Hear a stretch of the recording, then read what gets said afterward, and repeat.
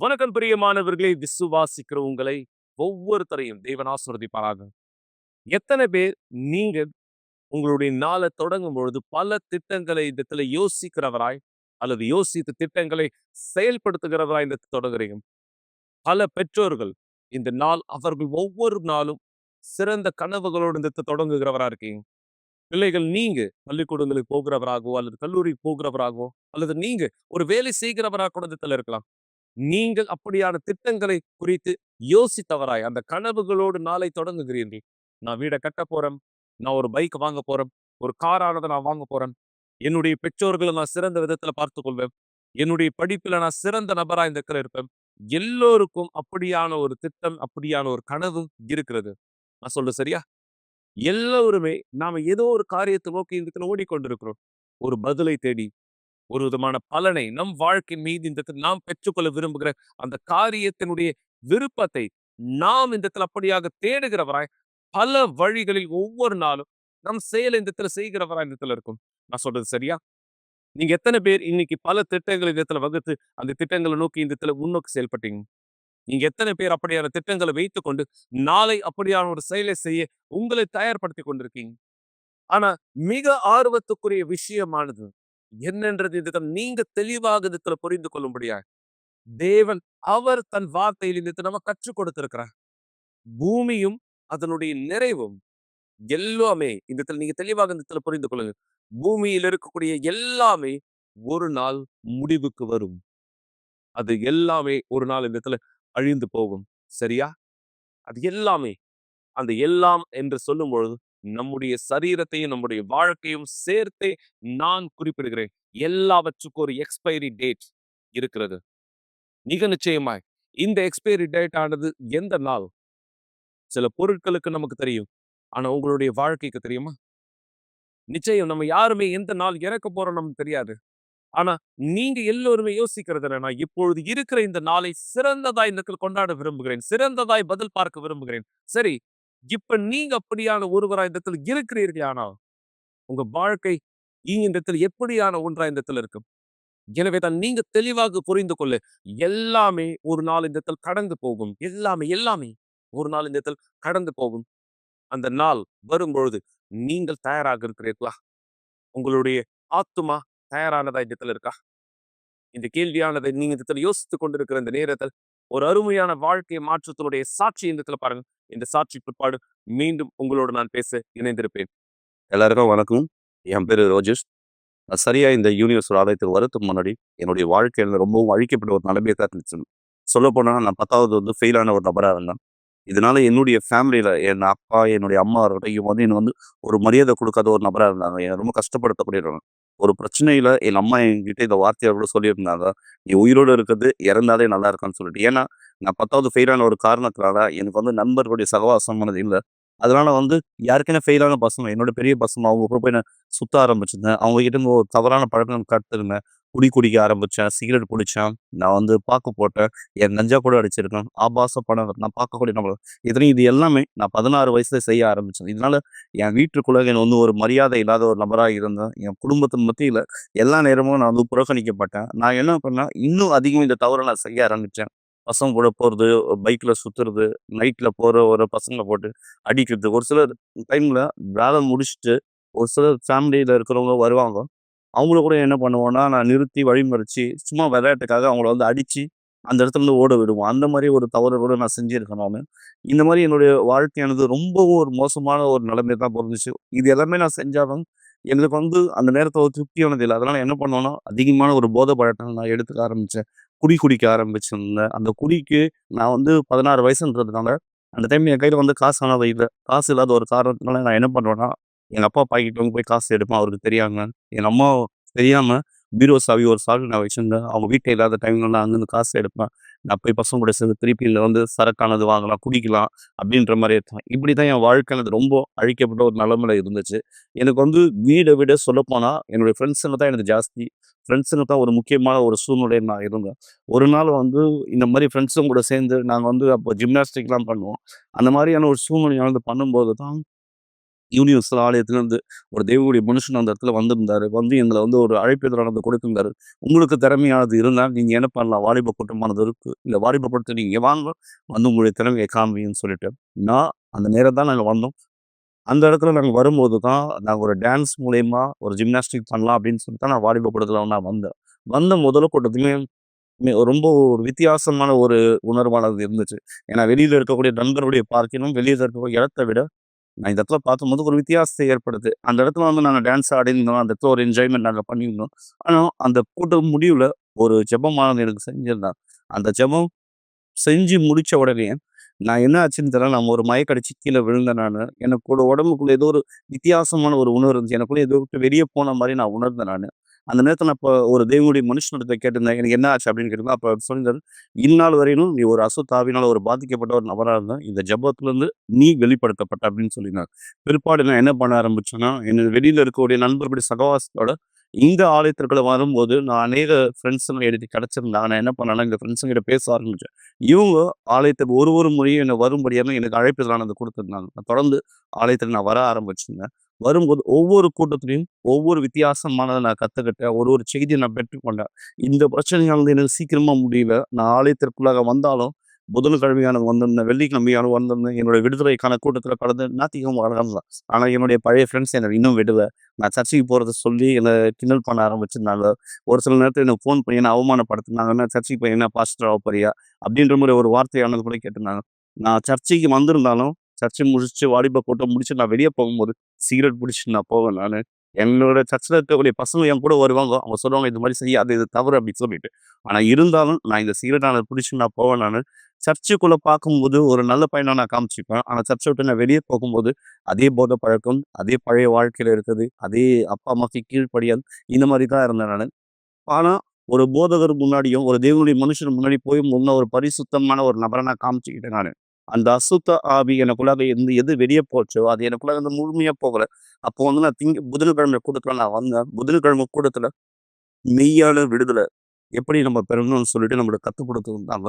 மெய்யான விடுதலையான நம்ம எப்போ பெறுவோம்னா, நமக்குள்ளாக இருக்க பரிசுத்த ஆவி பெறும்போது மட்டும் தான் மெய்யான விடுதலை பெறும்னு சொல்லியிருந்தாங்க. அப்ப எனக்கு பரிசுத்த ஆவி நிச்சயமா எனக்கு என்னன்னே தெரியல எனக்கு அப்போ. பரிசுத்த ஆவினா என்னன்னு கூட நான் கேட்டிருந்தேன். அப்போ ஒரு தேவனுடைய மனுஷன் எனக்கு உணர்த்திருந்தாரு. இயேசுவுடைய ஆவி தான் பரிசுத்த ஆவி. அப்ப நான் கேட்டிருந்தேன், இந்த பரிசுத்த ஆவி நான் பெறணும்னா நான் என்ன செய்யணும் அப்படின்னு சொல்லிட்டு நான் கேட்கும்போது, எனக்குள்ளாக என்னென்ன தவறு இருக்கோ அந்த பட்டியல சொல்ல சொன்னாரு. எல்லாம் தவறு நான் கூச்சப்படல. நானு எல்லா விஷயத்தையும் சொன்னேன். அவர் சொல்லியிருந்தாரு, "இது தேவனுக்கு பிரியமில்லாத ஒரு விஷயம். நீ இந்த விஷயத்த நீ செஞ்சனா, எப்படி பரிசுத்த ஆவிய பெற முடியும்?" அப்படின்னு சொல்லியிருந்தாரு.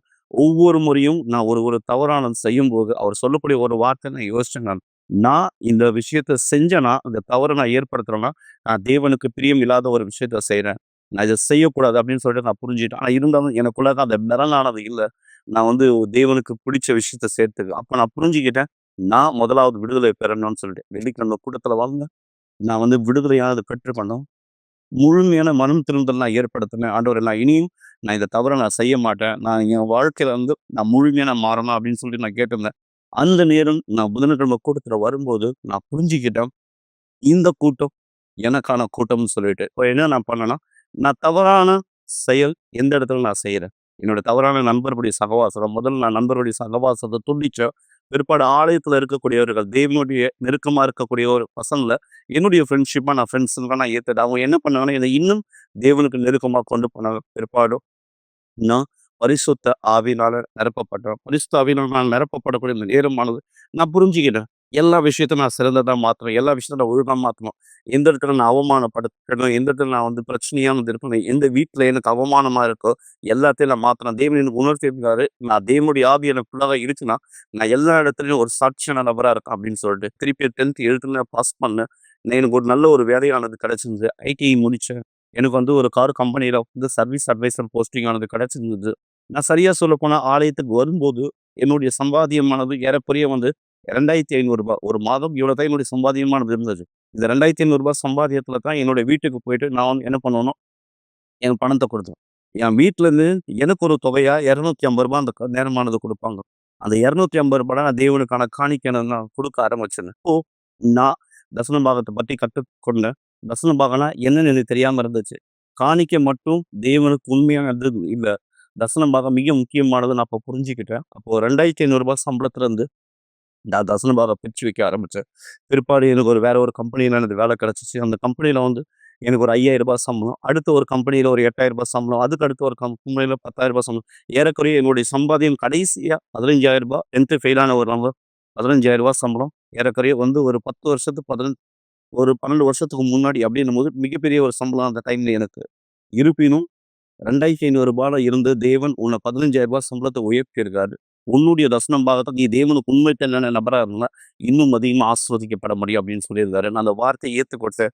எனக்கு கூட அந்த வார்த்தையை பெற்றுக்கொண்டேன். நான் என்ன பண்ணேன்னா, நான் திங்கட்கிழமை கூட்டத்துல நான் கலந்துக்கிட்டேன். நான் திங்கட்கிழமை கூட்டத்துல நான் கலந்த பிற்பாடு, நான் பண வாழ்க்கையில எப்படி முன்னேறணும்ன்ற ஒரு செய்தியை நான் பெற்றுக்கொண்டேன். ஒரு 1 1/2 மாசம் நான் உண்மையான நபரா இருந்த தேவனுக்கு நான் நிரூபிச்சேன். 1 1/2 மாசம் கழிச்சு என்னுடைய மாமா என்னிடத்துல வந்தாரு. அவர் சொல்லியிருந்தாரு, "நான் ஒரு மீன் வியாபாரமானம் செய்றேன். என்னால இந்த வியாபாரமானம் செய்ய எனக்கு பலன் இல்ல. எனக்கு வயசாயிடுச்சு.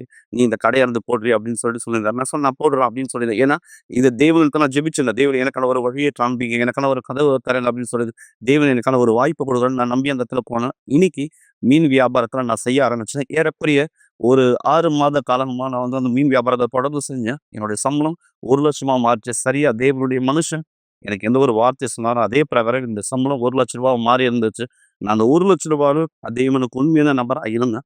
இன்னைக்கு என்னுடைய பண வாழ்க்கையில தேவன் வித்தியாசத்தை ஏற்படுத்தியிருக்காரு. ஒரு மாதம் ஏறக்குறைய ரூ. 2,50,000 நான் சம்பாதிக்கக்கூடிய ஒரு நபரா இருக்கேன். எனக்கு கீழ 3 பேர்கிட்ட வேலையான செய்றாங்க. முன்னாடி ரூ. 2,500 சம்பளத்தோட நான் இந்த ஆலயத்துக்கு நான் வந்தேன். ஆனா இன்னைக்கு தேவன் எனக்கு ரூ. 2,50,000 சம்பளமானது மக்கள் நான் பெற்றுக்கொள்ளும்படியாக தேவன் என்னுடைய ஆசீர்வதிச்சிருக்காரு. என்னுடைய பண வாழ்க்கை முழுமையா வித்தியாசமானது மாறியிருக்கு. இது மட்டும் இல்லாம, நான் முன்னாடி மத்தவங்க கீழ கை கட்டி வேலை செஞ்சுட்டு இருந்தேன். ஆனா இன்னைக்கு மத்தவங்களுக்கு நான் சம்பளம் குடுக்கக்கூடிய அளவுக்கு தேவன் என்னுடைய வாழ்க்கைய மாத்திருக்காரு. இது மட்டும் கிடையாது. என்னுடைய திருமண வாழ்க்கை ரொம்பவும் ஆசீர்வதிக்கப்பட்ட ஒரு நபரா இருக்கிறது. நான் ஆலயத்துக்கு வரும்போது தனிமையான நபரா இருந்தேன்.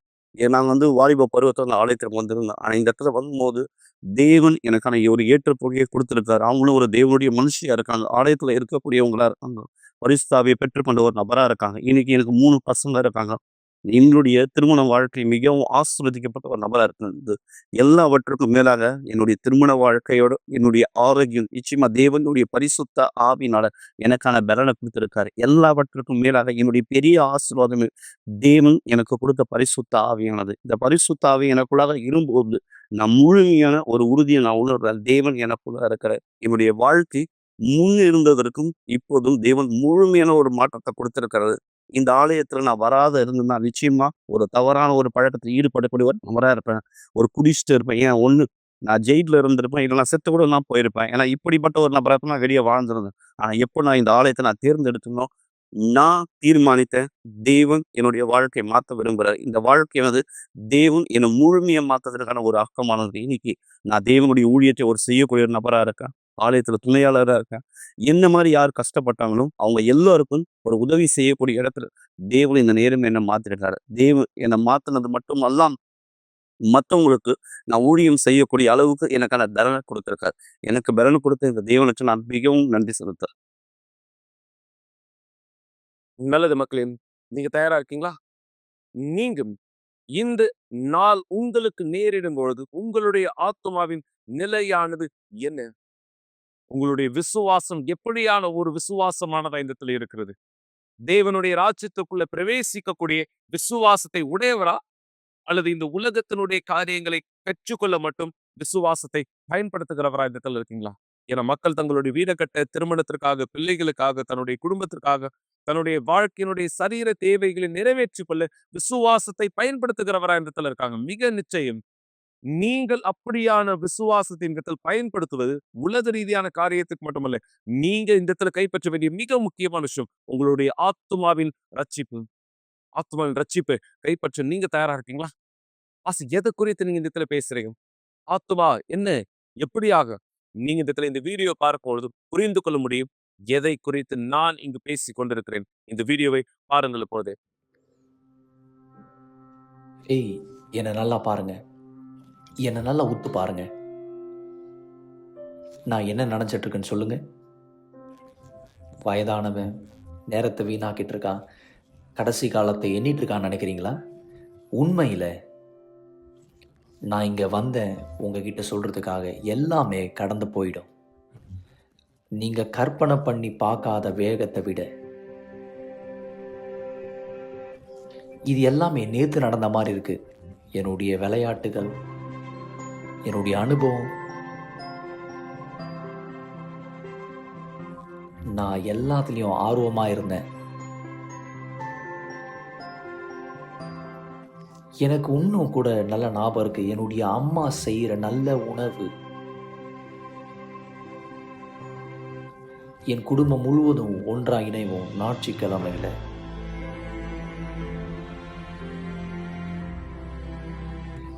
எல்லாமே நான் அடைஞ்சேன்.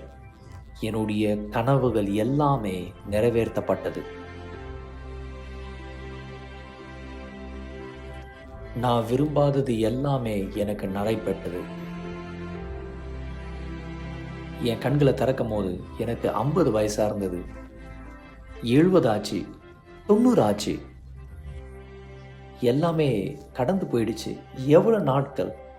எதுவுமே இல்லை. எல்லாமே கடந்து போயிடுச்சு. இது எல்லாமே கொஞ்ச நேரம் மட்டும்தான் இருக்கும்.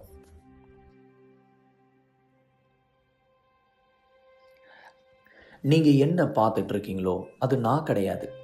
இது வெறும் ஒரு மேல் உரை மட்டும்தான். இது உலகத்தினால அழிக்கப்பட்டு மண்ணுக்கு சென்றுவிடும். இந்த கண்களை பயன்படுத்தி பார்க்க வேண்டிய இடத்தை நான் பார்க்கிறேன்.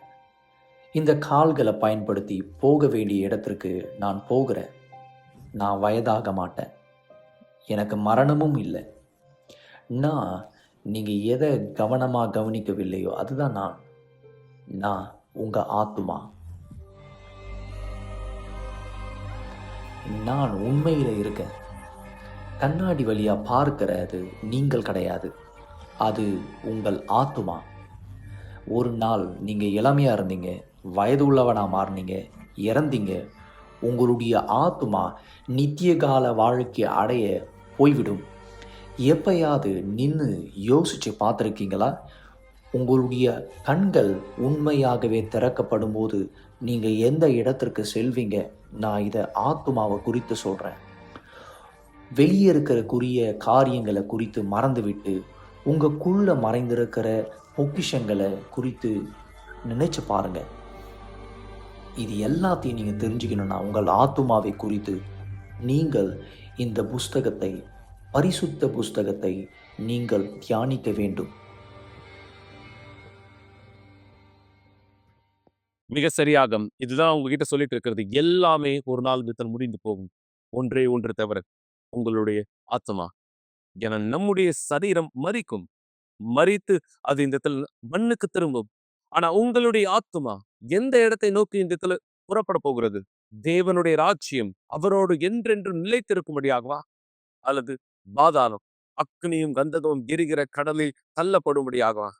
என நீங்க பூமியில, நாம் பூமியில வாழ்கிற இந்த காலம் தற்காலிகமானது. நம்முடைய மரணத்தின் பிற்பாடு நம்முடைய ஆத்மா வாழப்போகிற காலமே நித்தியமானது. எனவேதான் நான் உங்களுக்கு பல முறை இந்த சொல்லியிருக்கேன். இந்த வாழ்க்கை, இந்த பூமியினுடைய வாழ்க்கை குறித்து இடத்துல கொல்லப்படாதீங்க. தேவனோடு நீங்க வாழப்போகிற வாழ்க்கை எப்படியானதா இந்த இடத்துல இருக்கும், அல்லது எப்படியான ஒன்றாய் இருக்க நீங்கள் விரும்புகிறீர்கள், அதை குறித்து யோசியுங்கள், அதற்காக செயல்படுங்கள் என்று நான் உங்களுக்கு சொல்லியிருக்கேன். தேவன் உங்களுக்கு வாய்ப்பானதை கொடுத்திருக்கார். உங்களுடைய வழிகளை சரி செய்து கொள்ளுங்கள் அவரோடு. நான் என் விசுவாசத்தை பயன்படுத்த விரும்புறேன். நான் என் விசுவாசத்தை பலப்படுத்திக் கொள்ள விரும்புறேன். மிக சரியாய் நாளை மாலை 7 மணிக்கு குறிப்பாக இதுதான் நாம் நம்முடைய ஆலயங்களில் கேட்க போறோம். தேவனுடைய வல்லமையிலே உங்களுடைய விசுவாசமானது இந்த புதுப்பிக்கப்பட்டு பலப்படுத்தப்பட முடியாக. யார நீங்க உங்களுடைய விசுவாசத்தில் தேவனோடு பலனாக விரும்புறீங்களோ, அவராலே பலப்படுத்தப்படுவதை இந்த விரும்புறீங்களோ, எங்களோடு இந்த நாளை இந்த சிறப்பான கூட்டத்தில் இணைந்திருங்கள். தேவன் உங்கள் ஒவ்வொருத்தருடைய வாழ்க்கையை அதி அற்புதமானதாய் இந்த ஆசீர்வதிக்கட்டும். இந்த இறுதி வார்த்தையை நான் சொல்வதற்கு முன்பாக இந்த சாட்சி இந்த பாருங்க. இந்த வார்த்தையை நான் இந்த உங்களுக்கு சொல்வேன். நாளை நாம் என்ன செய்ய போகிறோம் என்பது குறித்து சாட்சி பிற்பாடு. எனக்கு 6 வயசு இருக்கும் பொழுது ஒரு சாத்தானிய வழிமுறையின்படி பிசாசுக்கு நான் காணிக்கையாக கொடுக்கப்பட்டேன். இது எல்லாமே எப்ப துவங்குச்சுன்னா, என் குடும்பத்துக்கு நெருக்கமா இருக்க ஒருத்தர் என்னுடைய வீட்டுக்கு வந்திருந்தாங்க. அது ஏற்கனவே நல்லறிவா இருந்துச்சு. அவங்க எனக்கு ஒரு கேக் சாப்பிடும்படி கொடுத்திருந்தாங்க. அந்த கேக்கை நான் எப்ப வாங்கி சாப்பிட்டேனோ அப்பத்திலிருந்து நான் வியாதிப்பட்டேன். என்னுடைய அம்மா என்ன ஹாஸ்பிட்டல் கூட்டிட்டு போனாங்க. ஆனா டாக்டரால கண்டுபிடிக்க முடியல எனக்கு என்ன பிரச்சனைன்னு. அதிகமா மருந்து மாத்திரைகள் எடுத்துக்கொண்டதுனால என்னால சாப்பிடவே முடியாம ஆயிடுச்சு. சில வாரங்கள் கழித்த பிற்பாடு எனக்கு கேக் கொடுத்த அதே நபர் எங்களுடைய வீட்டுக்கு வந்தாங்க. அவங்க எங்க அம்மா கிட்ட சொன்னாங்க, நான் ரொம்பவே மன வருத்தப்படுறேன் உங்க பொண்ணுக்கு இப்படி நடந்ததுன்னு. அவங்க சொன்னாங்க, நான் உங்களுக்கு உதவி செய்யட்டுமா அப்படின்னு கேட்கும்போது, என்னுடைய அம்மா ரொம்ப சின்ன வயசுல இருந்ததுனால அந்த உதவியை எங்க அம்மா ஏற்றுக்கொண்டாங்க. எனவே அந்த நபர் அவங்களுடைய வீட்டுக்கு என்ன கூட்டிட்டு போனாங்க. ஆனா அந்த இடத்துல பூஜை பொருட்கள் ஆயத்தமா இருந்தது பிசாசுக்கு என்ன காணிக்கையா கொடுக்கறதுக்காக. எனக்குள்ளாக நான் ஆழ்ந்த சோகத்தை உணர ஆரம்பிச்சேன். அது எந்த அளவுக்கு ஆழமா இருந்துச்சுன்னா, என் வாழ்க்கைக்கு என்ன முடிவு எடுக்கணும்னு கூட எனக்கு தெரியல. நாளுக்கு நாள் இங்கு சோகங்கள் அதிகமாச்சு. நான் ஒரு நாள் என்னுடைய தோட்டத்து பக்கத்துல இருக்கும்பொழுது ஒரு மோசமான உணர்ச்சியை பெற்றுக்கொண்டேன். அது எப்படின்னா, அங்க யாரோ இருந்தாங்க. ஆனா என்னால யாருன்னு பார்க்க முடியல. என்னால உணர மட்டும்தான் முடிந்தது. யார் அங்க இருக்காங்களோ அவங்க என்கிட்ட ரொம்ப நெருக்கமா வந்துட்டே இருந்தாங்க. அது எனக்கு ரொம்ப நெருக்கமா வந்ததை நான் உணர்ந்து, என்னுடைய தோள் பகுதி வரைக்கும் அது வந்தப்போ அந்த சத்தம் என்கிட்ட சொல்லுச்சு, இன்னையிலிருந்து நான் உன் கூட தான் இருக்க போறேன்னு. நான் உண்மையாகவே அந்த நேரம் பயந்தேன். இது எந்த அளவுக்கு மோசமா போச்சுன்னா, நான் கழிவறையை பயன்படுத்தும் பொழுது அங்க ஒரு ஆண் என் கூடயே இருக்கிறது போல இருந்தது. ஏன்னா என்னை பின்பற்றி வந்த சத்தம் ஒரு ஆணை போல இருந்துச்சு. அதுக்கு பிற்பாடு நான் குளிக்கும் பொழுது என்னுடைய துணியை போட்டு தான் குளிப்பேன். ஏன்னா எனக்கு ரொம்ப அவமானமா இருந்தது ஒரு ஆண் என்னை பாக்குறது போல. எனக்கு நடக்கிறதெல்லாம் உண்மையா பொய்யான்னு எனக்கு தெரியல. எனவே நான் என்னையே காயப்படுத்திக்க ஆரம்பிச்சேன். எனவே எனக்கு சொரணை இருக்கா நடக்கிறது உண்மையான்னு நான் தெரிஞ்சுக்கிறதுக்காக. ஏன்னா அந்த நிமிஷம் வரைக்கும் என்னால முடிவெடுக்க முடியல எது உண்மை எது பொய்ன்னு. அந்த சத்தம் என்ன சொல்லுச்சோ அது செய்யாம இருக்கிறதுக்கான தைரியம் என்கிட்ட இல்ல. நான் வளர ஆரம்பிச்சேன். என்னுடைய சிந்தனையெல்லாம் விருத்தியாக ஆரம்பிச்சது. என்னுடைய சின்ன வயசுல வளர்ந்த காரியங்கள்லாம் என்னை விட்டு மறக்க ஆரம்பிச்சது. ஆனா சூழ்நிலைகள் ரொம்பவே மோசமா மாறுச்சு. அது அப்படியே நடந்துட்டு இருக்கும் பொழுது காரியங்கள் ரொம்பவே மோசமாக ஆரம்பிச்சது. அந்த நேரம் தான் என் வாழ்க்கையினுடைய மிக கடினமான நேரங்கள் துவங்குச்சு. நான் அந்த பிரச்சனத்தை எனக்குள்ளாக உணர்ந்ததுனால நான் அதோட உறவுல இருக்கணும்னு நினைச்சேன். ஏன்னா அந்த நேரம் நான் என்னுடைய வாலிப பருவத்தை அடைந்து, எனவே நான் காதல்ல விழுந்து நான் நேசிக்க ஆரம்பிச்சேன். அது என் கூடயே இருக்கணும். அதோடைய பிரச்சனத்துக்காக ஏங்குனேன். அதால தொடப்படணும்னு விரும்புனேன். அது என்னெல்லாம் சொல்லுதோ அதை நான் செய்வேன். ஏன்னா இனிமேலும் அது எனக்கு பாரமா இல்ல. ஏன்னா நான் எப்படி உணர்ந்தேன்னா, அதுக்கு நான் தான் முக்கியம். நான் தான் ரொம்ப சிறந்த ஒரு நபர் அப்படின்னு நினைச்சேன். அப்பதான் அந்த சத்தம் என்கிட்ட சொல்லுச்சு, நான் என்னுடைய குடும்பத்தாரை கொலை பண்ணணும்னு. எனக்குள்ளாக அவங்க மேல அவ்வளவு கோவம் வந்தது. அந்த சத்தம் இப்படியா சொல்லுச்சு, நீ என் குடும்பத்தார் எல்லாரையுமே கொலை பண்ணிடு, பிற்பாடு உன்னையே நீ கொலை பண்ணிக்கோ, அதுக்கப்புறம் நம்ம ஒன்னா இருக்கலாம்னு. அந்த நேரம் நான் எல்லார்கிட்டயும் வித்தியாசமா நடந்துக்க ஆரம்பிச்சேன். ஆனா அதுக்கு பிற்பாடு நான் யோசிக்க ஆரம்பிச்சேன், என்னை சுத்தி ஏதோ தப்பா நடக்குது அப்படின்னு. அதுக்கு பிற்பாடு சில புஸ்தகங்களை எடுத்து நான் படிக்க ஆரம்பிச்சேன். நான் படிக்க நான் இன்னும் அதிகமா குழப்பம் அடைந்தேன். ஏன்னா அந்த இடத்துல நான் பார்த்தேன், நான் என்ன சந்திச்சேனோ அதே ஒரு புகைப்படம் போல அந்த இடத்துல இருந்துச்சு. நான் நினைச்சேன், இது எல்லாமே என்னுடைய கற்பனை, நானா இப்படி யோசிக்கிறேன் அப்படின்னு நினைச்சிட்டு இருந்தேன். ஆனா எனக்கு தெரியும், வெறும் என்னுடைய யோசனையில மட்டும் அது கிடையாது. அதெல்லாம் என்னுடைய கற்பனை கிடையாது, உண்மையாகவே அது இருந்தது. என்னுடைய தோழி ஒருத்தவங்க சொன்னாங்க, அவங்க வாலிப கூட்டத்துக்கு போயிருந்தாங்கன்னு. அவங்க சொன்னாங்க, நான் யூனிவர்சல் ஆலயத்துக்கு போனேன் அப்படின்னு. அங்க வாலிப கூட்டம் எல்லா சனிக்கிழமையும் நடக்கும். இந்த இடத்துல நடக்குது, நீ வரியா அப்படின்னு கேட்டாங்க. நான் சொன்னேன், நான் வரலன்னு. நான் ஆலயத்துக்குலாம் அவங்க கூட வரமாட்டேன் அப்படின்னு சொல்லியிருந்தேன். நான் அவங்க கிட்ட சொன்னேன், இங்க பாரு, நீ எங்கேயாவது என்ன கூப்பிடுற கடைசி அப்படின்னா இது ஆலயமா இருக்கு, ஆனா இந்த இடத்துக்கு நான் வரவே மாட்டேன் அப்படின்னு சொன்னேன். ஒரு நாள் அந்த தோழி என்ன பார்த்தாங்க, என்ன சொன்னாங்க, இங்க பாரு, இதுதான் நான் கடைசி முறையா உன்னை கூப்பிடுறேன். நீ இதுக்கப்புறம் வாலிப கூட்டத்துக்கு என் கூட வரல அப்படின்னு சொன்னா இனிமேல் நான் உன்னை கூப்பிடவே மாட்டேன் அப்படின்னு சொன்னாங்க. அவங்க சொன்னாங்க, இதுக்கப்புறம் நீ என்கிட்ட எதுவுமே கேட்கக்கூடாது அப்படின்னு. ஏன்னா நான் உன்னை கூப்பிட்டேன், நீ வரலன்னு சொல்லிட்டேன். இதுக்கப்புறம் நீ என்கிட்ட எதுவுமே கேட்க முடியாது, ஏன்னா இனிமேல் நான் உன்னை கூப்பிடவே மாட்டேன் அப்படின்னு சொன்னாங்க. ஒன்னு இப்பவே நீ சொல்லிடு, நீ வருவியா இல்ல வரவே மாட்டியா அப்படின்னு கேட்டாங்க. நான் நினைச்சேன், சரி இந்த வாலிப கூட்டத்துக்கு போறதுனால எனக்கு என்ன பாதிப்பு ஏற்பட போகுது, சரி நான் போறேன் அப்படின்னு சொன்னேன். நான் அங்க போனேன். நான் உள்ள நுழையும் போதே அந்த இடம் ஏற்கனவே ரொம்பவே வித்தியாசமா இருந்துச்சு.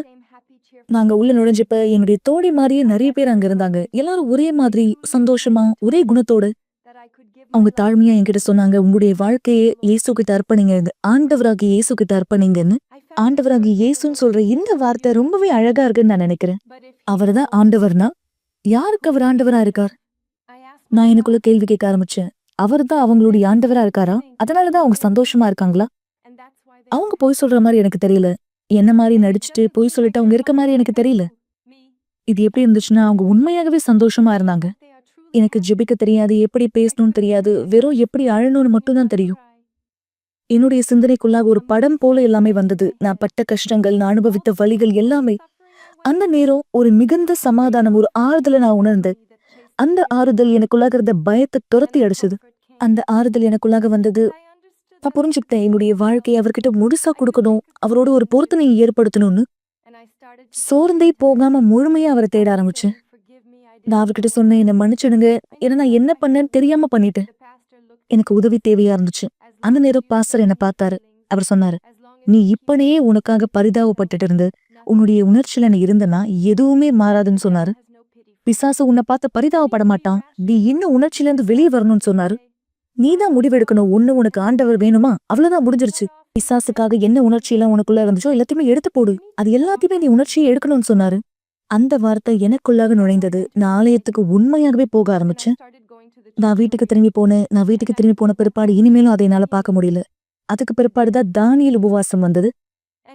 அந்த தானியேல் உபவாசத்துல நான் புரிஞ்சுக்கிட்டேன், என்னுடைய உணர்ச்சியை நான் கைவிடணும்னு. உலக ரீதியான காரியத்துல செய்தியிலிருந்து என்னை விலக்கி கொண்டு தேவனுக்கு முன்பாக என்னை பரிசுத்தம் பண்ணணும்னு புரிஞ்சுக்கிட்டேன். 21 நாள் நான் அவரை தேடினேன். நான் அவரை பெற்றுக்கொள்ளல.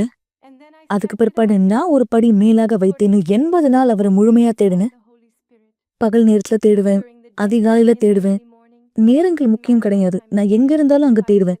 என்னுடைய ஸ்கூல்ல இருக்கும்பொழுது நான் என்னுடைய யோசனைக்குள்ளாக சொல்லுவேன், பரிசுத்த ஆவியானவரே நீங்க இறங்கி வரணும், என் வாழ்க்கைக்குள்ளாக நீங்க வந்தே ஆகணும். அதுக்கு பிற்பாடு ஒரு நாள் ஞாயிற்றுக்கிழமை, அந்த 80 நாள் கழித்த பிற்பாடு நான் ஆலயத்துக்கு போயிருந்தேன். அப்போ நான் பரிசுத்த ஆவியானவரை பெற்றுக்கொண்டேன். அந்த நாள் பரிசுத்த ஆவியானவர் என் மீதாக இறங்கி வந்தார்.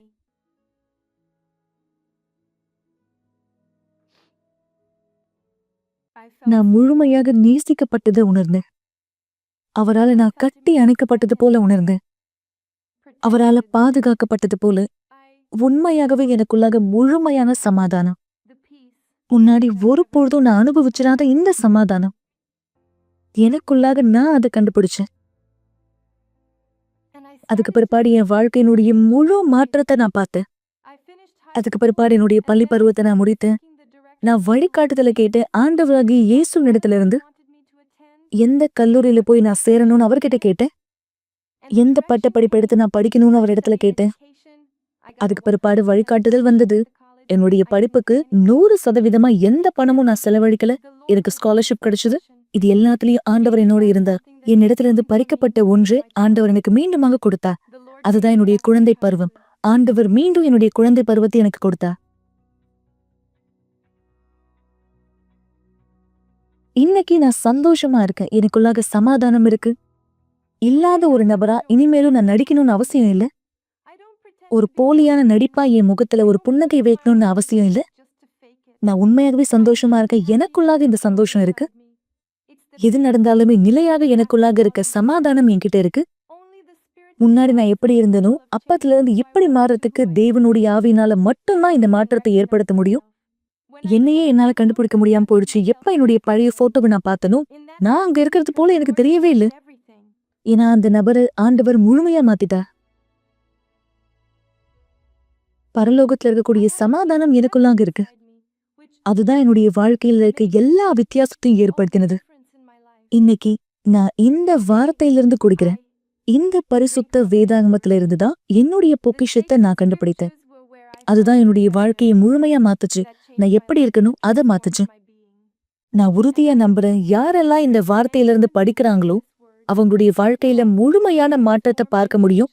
எப்படி எனக்கு நடந்துச்சோ அதே மாதிரி. கவலைப்படுவதை நிறுத்துங்கள் என்ற நிகழ்ச்சியை பார்த்து கொண்டிருப்பதற்கு மிக்க நன்றி. கூட்டம் முடிந்த பிற்பாடும் நீங்கள் எங்களை தொடர்பு கொள்ளலாம். மறந்து விடாதீர்கள், எங்களுடைய எண் 9346387738. நன்றி. எனவே நாளை மாலை 7 மணிக்கு மறக்காதீர்கள். உங்களுடைய விசுவாசம் எப்படியாக உங்களுடைய ரட்சிப்பை பெற்றுக்கொள்ளவும், அந்த பெற்றுக்கொண்ட ரட்சிப்பை எப்படியாக தக்க வைத்துக் கொள்ளவும் உதவி செய்யும் என்பதை நான் கற்றுக்கொள்ள போகிறோம். ஆம், நீங்க ஸ்கிரீன்ல பார்க்கிற பிரகாரமாய் இதுதான் நம்முடைய விசுவாசத்தினுடைய கூட்டமாய், விசுவாசத்தை நான் பலப்படுத்திக் கொள்ளக்கூடிய ஒரு மிக சிறப்பான கூட்டமாய் இந்த கூட்டம் இருக்கும். தேவன் உங்களை வழி நடத்தட்டும். நாளை மவுண்ட் அல்லது நம்முடைய கிளை சபைகளிலோ நீங்கள் எங்களோட கூட்டத்தில் இணைந்திருக்கலாம். தேவன் உங்களுடைய விசுவாசத்தை புதுப்பித்து பலப்படுத்தி உங்களுடைய ஆவியை காத்துக்கொள்ள உங்களுக்கு அவர் வழி நடத்துதலை இந்த கொடுப்பாராக. தேவன் உங்க வாழ்க்கை ஆசீர்வதிக்கட்டும், வழி நடத்தட்டும். இயேசு கிறிஸ்துவின் பெயராலே நாளை ஆலயத்தில் தவற விடுகிறவர்களை மீண்டும் இந்த நிகழ்ச்சியிலே சந்திக்கிறேன். இயேசுவின் பெயராலே.